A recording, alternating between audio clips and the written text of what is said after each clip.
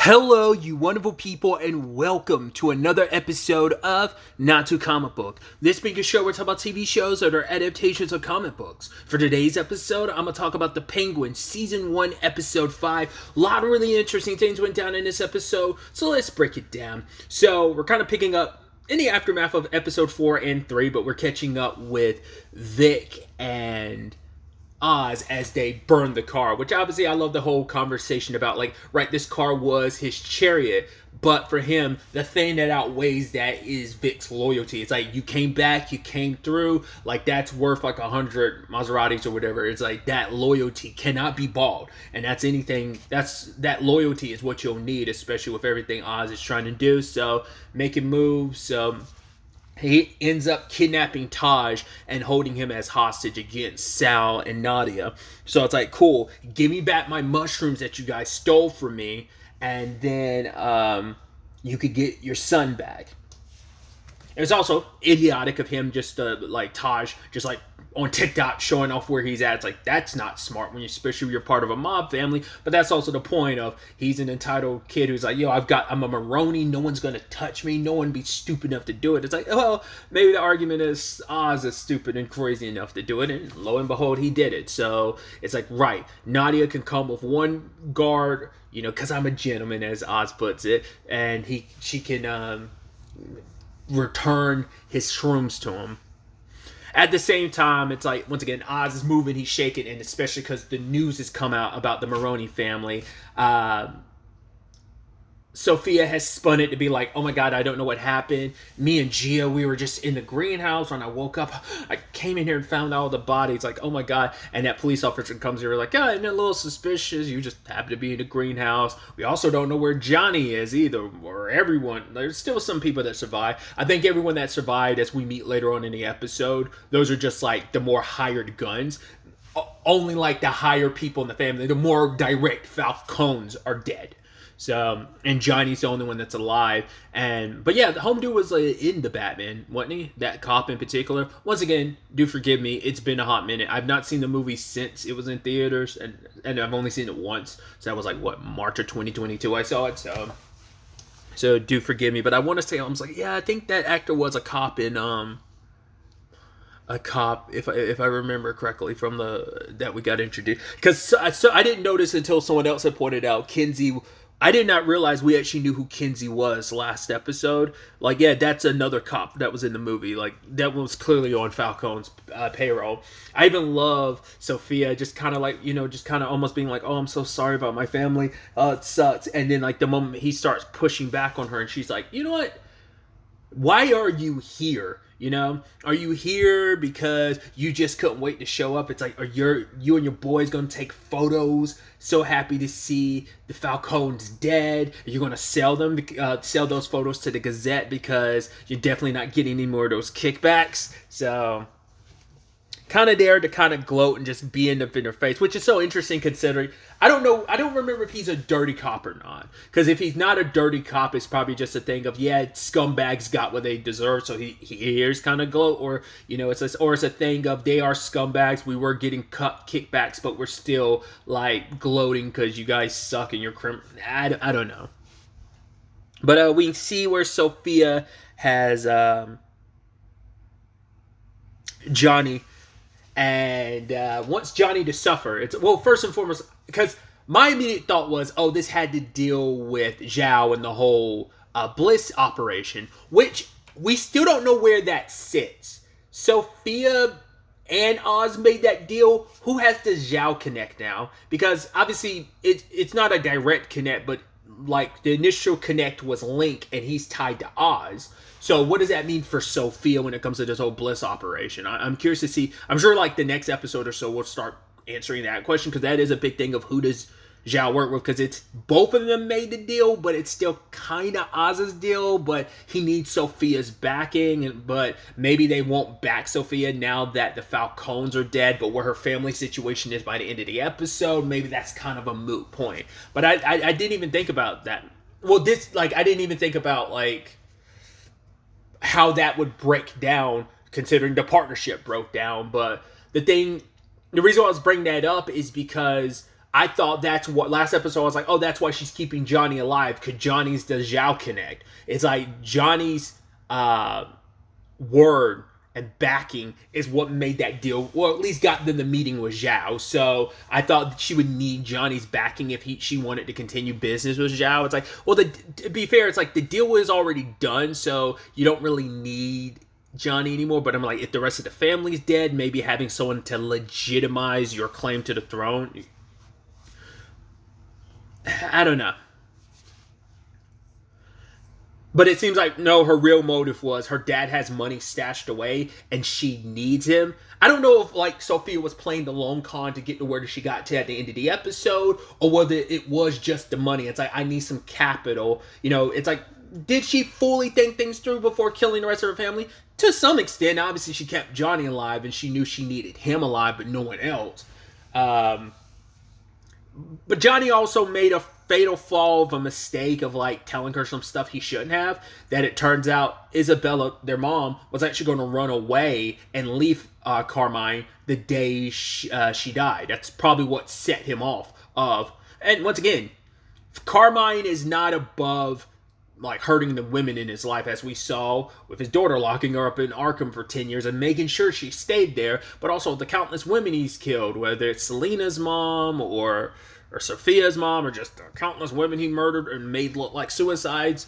I guess that's just, some people are wondering what his motive is. It's probably a thing of, hey, like, maybe there's something deeper to it, or it could just be like, that is his natural response. Like, anytime someone betrays him, he kills them, except for Sophia. Like, despite everything, like, Sophia is different. Sophia comes from his blood. So I mean, to be fair, he did try to kill Selena.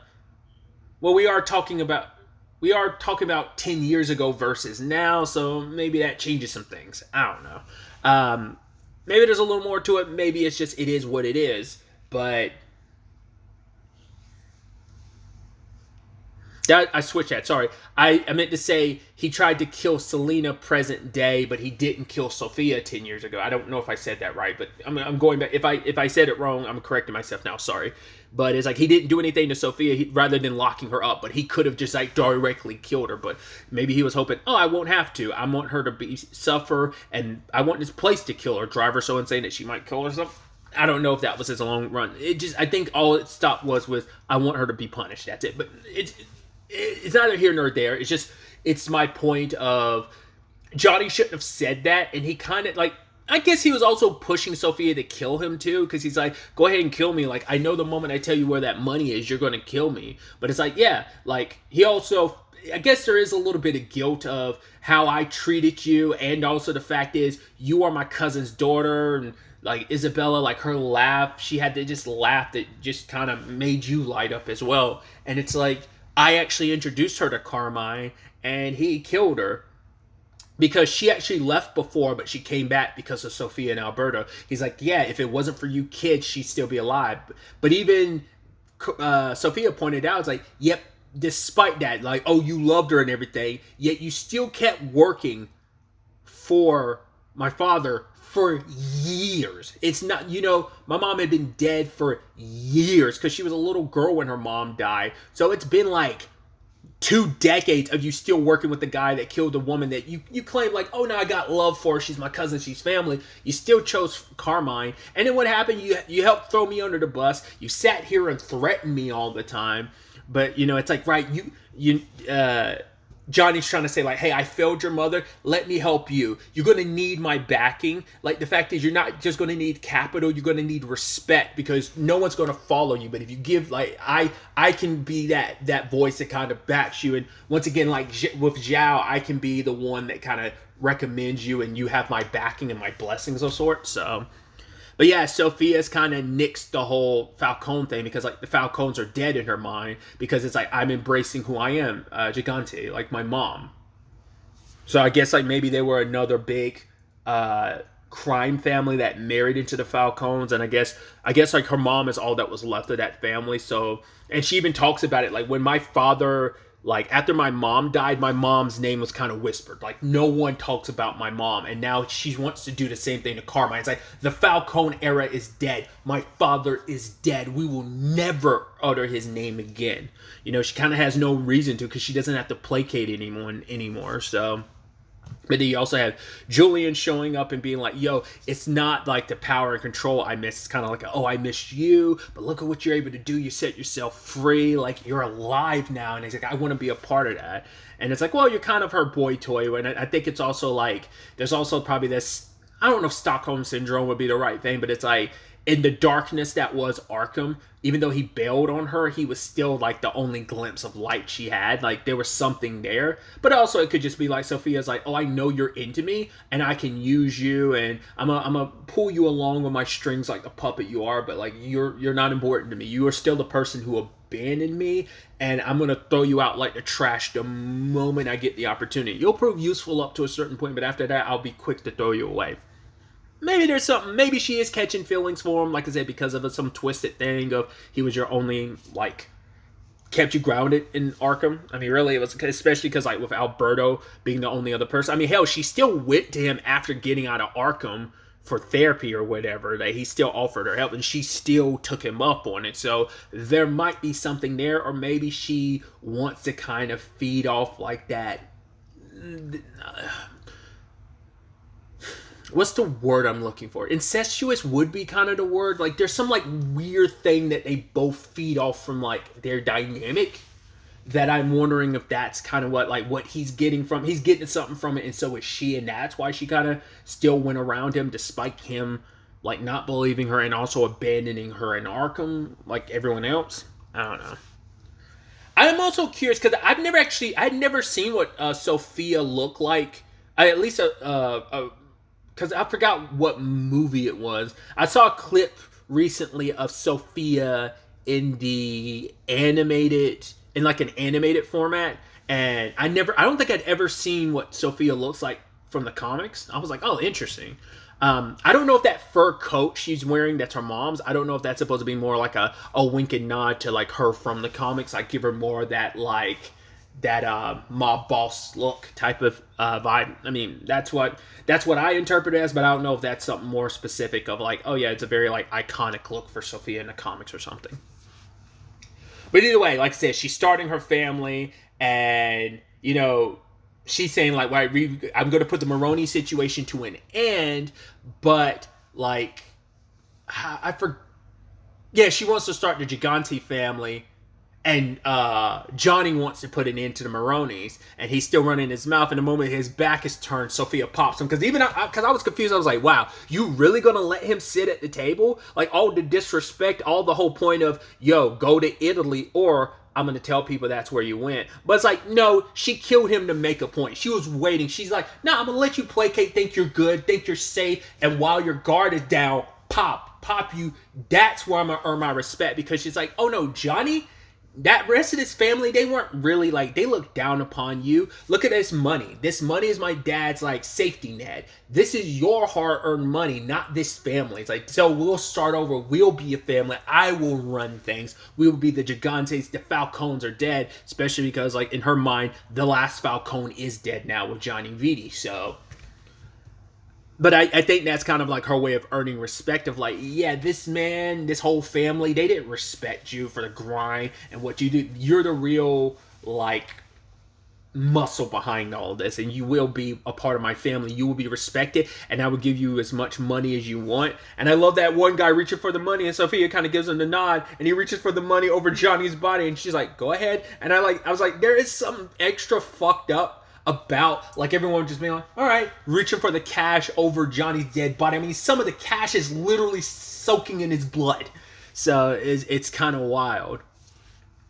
But yeah, like I said, Johnny had to go. She was never going. I was about to say like, oh, you're not just no. I'm going to take care of you, Johnny. And like, you thought you were safe. You thought I forgave you. Also, I can't trust you. It's funny enough. I made this reference recently. And it's funny because it's a DC reference, but I was referencing Harley Quinn. The Queen of Fables had the whole situation in the animated series saying like, hey, you need to wipe out the entire generation because the bloodline, because if you leave someone around, they could always come back and get revenge. She knows Johnny will always be like looking one eye over his shoulder. Plus, he'd always gun for her because it's like, oh, I gotta kill you for killing the rest of the family. Plus, all the other stuff, blaming him for what happened to her mom, kind of making her feel at fault for what happened to her mom. Oh, the reason why your mom died is because she came back after leaving Carmine once. And I mean, that's probably also what set him off. It's like he knew that she left him once, and then now it's like, oh, you're trying to leave me again. Now I let you back. Now I gotta kill you. I don't know. But either way, that's where Sophia stands. We'll circle back to that later, but let's go back to Oz and Vic real quick. Oz trying to make Eve feel better about this situation, and I even love Oz trying to take credit for Sophia doing, like, that's the thing of, like, I can never tell, like, whether he legitimately, because he was probably thinking the Maronis were, like, Nadia in particular was going to kill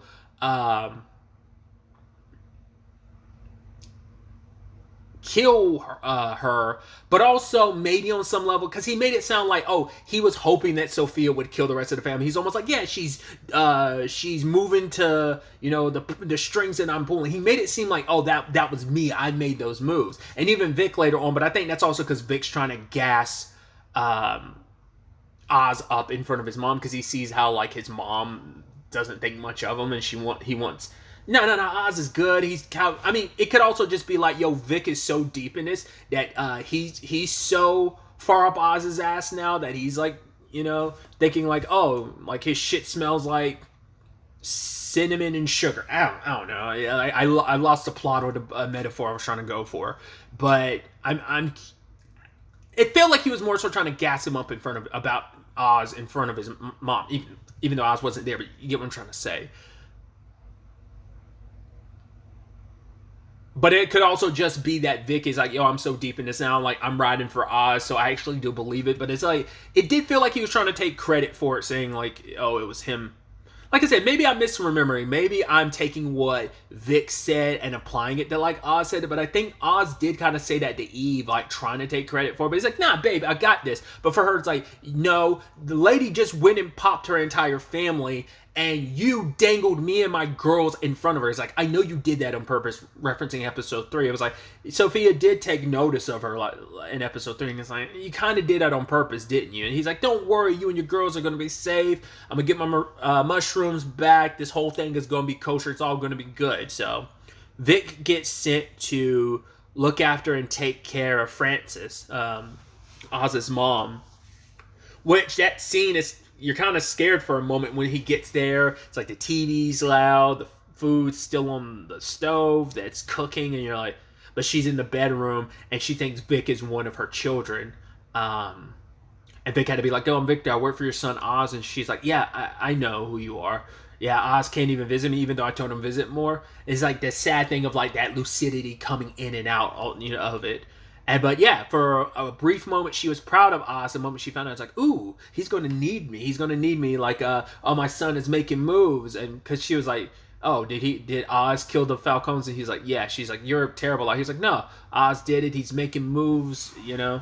But it's always a roller coaster with his mom, because she's proud of him in one moment, and then in the next moment, not moment, but, you know, basically shitting on him. It's not the greatest situation to be in for someone. That's kind of also why Oz had such a low opinion and low self-esteem, but why he's got that dog in him because of his mom, of like, I got to do right by my mom, I got to do right by me by doing whatever is necessary to claw my way to the top. But yeah, the deal with the Maronis kind of, well, I was curious about like why Tasha was like, why is he wet? Because even Nadia was like, what did you do to my son? Turns out drenched him in gasoline, and the moment he got close to Nadia, lit them both up. I was like, that's extra fucked, burning them alive. And what is he doing? He's there like smiling and just really into it. I was like, that's sick.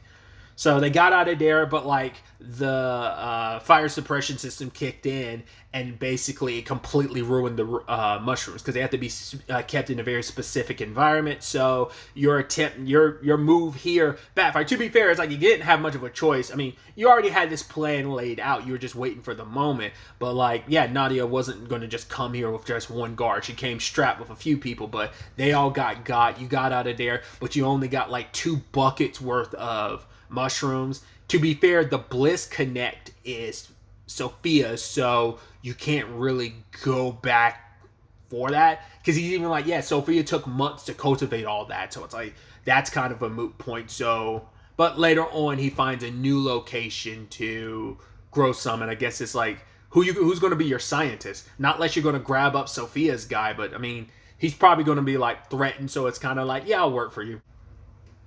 It's probably not going to take that much convincing. Is kind of the point I'm making. So we'll see how that all plays out on that front. But yeah, it wasn't just Taj and Nadia he kills. He tried to kill Sal, but Sal's like, nah, you fucked up. You tried to pay a guard to kill me. He fucked up. I managed to escape. You're fucked, Oz. You're screwed. But Oz is kind of like, yeah. Oh, I'm okay. You know, you stole from me, but like, right. Like you're burnt. And he's like, oh, burnt. Funny you would say that. How about you try calling your wife? And I was like, Jesus. When someone bites at Oz, Oz has to bite back because he's petty like that. I mean, once again, it was already done, but it's like he went stick that knife in just a little bit more. It's like, oh, you're still alive and you're shitting on me? Like, all right, I'm going to shit on you back type of thing. So yeah, Oz's whole thing kind of blew up in his face. Once again, he always feels like, yeah, every time he takes a step forward, he's taking 2 steps back. So Vic takes Francis to somewhere that they could stay hidden. It ends up being Crown Point, which apparently they have a connection to. They lived in that general area. That was interesting too, because like Francis had that line of dialogue of, this place is cursed. The east side is cursed. And because she's like, yeah, we find out from Oz later on, his brothers died here, but we don't know how.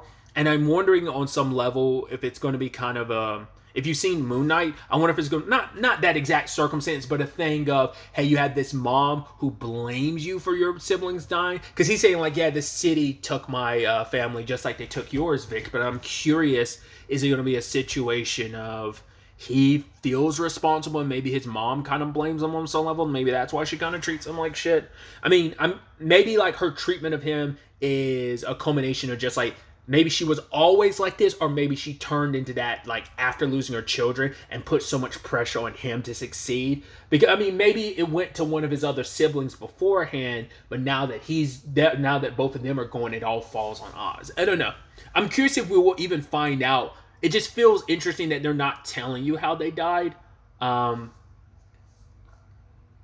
I mean, since we're talking DC, I guess it'd be a more apt comparison would be like the Peacemaker situation, the TV show, like how like his brother was their dad's favorite. It's something like that. I don't know if like Oz was like his mom's favorite, or was it like one of his other siblings, or both of them were her favorite compared to Oz.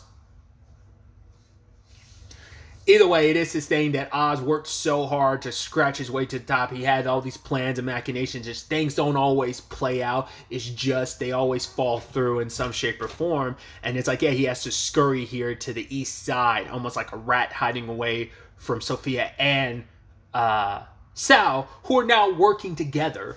Because, I mean, it makes sense. It's like, right, you thought the Falcons, well, the Gigantes and the Maronis would go to war, but it's like, no, we're both been screwed over by this one guy. So what we're going to do is we're going to find Oz and we're going to kill him. It's also interesting too, because if you notice, like during that scene when she took the jacket off, this is like the first time we've seen her shoulder. I think like it looks like she has scarring on her shoulders. I don't know if that's something she suffered from in Arkham or what. I can't tell if those were like, it kind of looked like burn marks. It didn't look like I mean, but like I said, it looks scarish, so I don't know if like those are like cuts or, because I was about to say it can't. I doubt it's her nails, like the marks on her neck, which I feel like this is the first episode we've visibly been able to like except for that one time when she woke up. I feel like this is our first time actually seeing the wounds on her neck. I was like, oh man. But I think it probably also represents the fact that she is embracing all that she is, so like she's showing that more. because she's always worn stuff to cover her neck, but it's kind of embracing herself, flaws, scars, and all. Like, my past informs who I am, but I'm not going to let it completely define me. It's a part of who I am, not all that I am. It might be kind of something like that. But yeah, I mean, Sophia's going to join with Sal probably long enough to kill Oz, and then she'll gut him.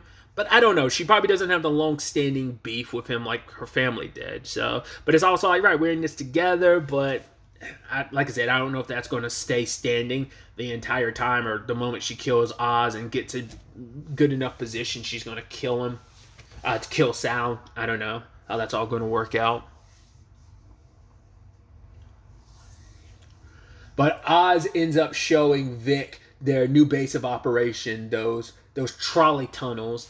And this is going to be where they start growing their mushrooms. And I love that. It's like, oh, let there be light. And then immediately the lights cut out and we get the credits. I was like, I love that transition. But yeah, it's going to be interesting to see. Once again, Oz is always the pick himself up type of guy. Like, he might get knocked down, but he's going to squirm and scratch his way back up, in some shape or form. So we'll see how this all shakes out, how this all plays out going forward. We've only got 3 episodes left, so it's going to be interesting to see as things heat up. There is a mid-season trailer out, but obviously I avoided it because I wanted to know as little as possible of what to expect. So I'm excited to see where all of this go, as this is all going to continue to it's like we took after all the iron being as hot as it was last episode, we've kind of taken more of a breather this episode, even though people consider I never heard this term before, but breather episode last episode. I guess that's the term for not mainly, but a flashback episode. Did not know that I've never heard that terminology before, but I've heard that a couple times about in reference to last week's episode. But thought that was interesting. But yeah, it feels like this to me is more of a breather episode in a lot of ways. It's we're retching down the tension a little bit in some capacities, but it's we're going to be retching it up as just shit. Because we're setting the table. Last episode was the opening act. Now this is kind of the dress rehearsal, and shit's really going to start hitting the fan next episode, even though it already has hit the fan. I'm curious to see what happens on the Eve front too, because she kind of left Oz behind, because she's like, I can't go with you. I'm just going to drag you down. But I'm like, I do not envy you, because she knows Sophia's going to come for her. I'm wondering if Sophia's going to be able to convince Eve to betray Oz, and going to use her to lure him into a trap type of situation. Because she still seems to be at play here, so I'm curious to see. Oh yeah, good thing I kept rattling off too, because I almost forgot about something too. The Squid of it all. Vic is trying to avoid Squid, and I'm curious, does he know? Because when he talked to Graciela in episode 3, he talked about not having seen Calvin, but we know that Calvin, once again, I do believe it's the same character, died in episode 1 because Sophia killed him. I thought he didn't know that and Oz did, not unless Oz told him. So I'm more why would you, beyond him just being a drug dude, and maybe that's all there is to be avoiding him, but I was not unless he has questions about Calvin or something. Because Calvin was fine and everything, after the flooding, because they were together when they were trying to jack Oz's ride, but why would, other than him just being, a drug dealer and stuff like that, and just a dangerous dude, why would Squid seeing you be such an issue? I guess because he knows you, and you don't want to draw too much attention to yourself, which that's probably going to be an issue. He's going to complicate yours and Oz's business, your past or your connections and stuff, even though you're not directly connected, but you're connected enough that he's going to notice you, and he did notice you, and that's going to probably fuck up whatever operation you're building. In fact, he's going to be a unnecessary thorn in your side, maybe.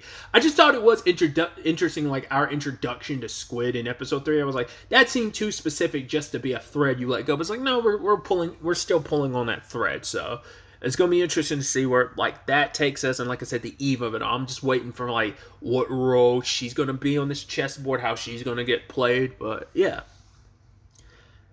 really, that's all I wanted to talk about. Till the next time we meet, be happy, be safe, live life to the fullest, and enjoy it. Good day, and Goodbye.